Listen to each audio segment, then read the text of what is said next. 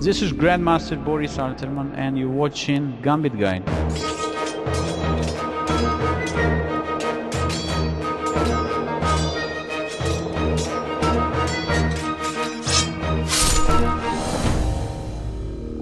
So welcome to Gambit Guide, and today we continue with the Goring Gambit part 2, and I would like to start from the game played by fourth world champion Alexander Alokhin in his Odessa match against Boris Verlinsky, which started with e4, e5, d4, e takes d4, c3. So this is just another opportunity for just different moves order, but we get in the same position after d takes c3, knight takes c3, knight c6, and knight f3.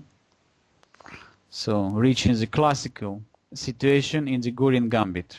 d6, bishop c4, and here black played knight f6. So I would say this is one of the main lines in the opening we studied.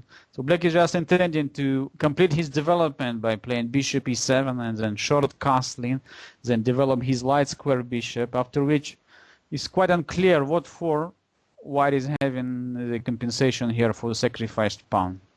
So when you have the development advantage, it's absolutely necessary to play very aggressive and to find the targets in position of your opponent. So right now f7 is the most obvious and the best target for white pieces, since white is having bishop only looking to f7, and the queen b3 is the most natural, just building the strong battery.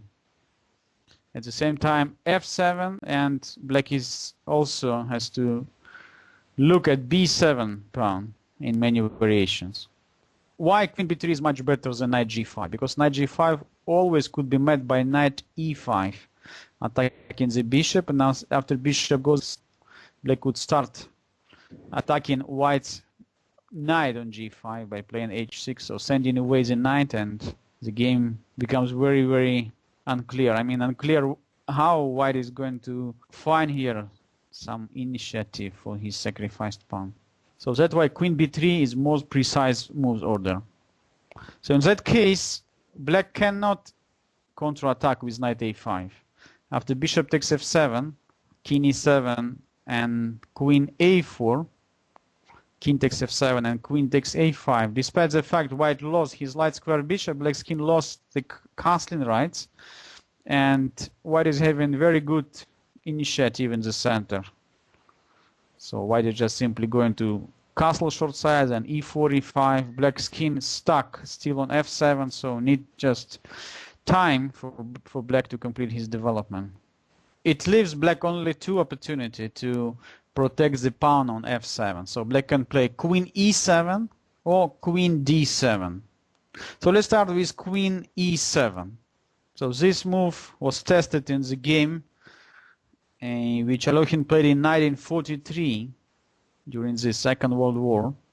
After castling short side, so what is intended just bishop g5 and then knight d5 in very bad situation. On knight a5 we always have queen b5 check, attacking the knight, and black has to move knight c6 back, of course, allowing white to gain his development advantage after, let's say, bishop g5. So black played knight d7, but in that case after knight d5 tried to counterattack with knight c5,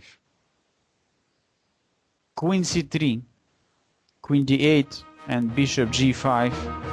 White is just having great initiative for just one sacrifice pawn.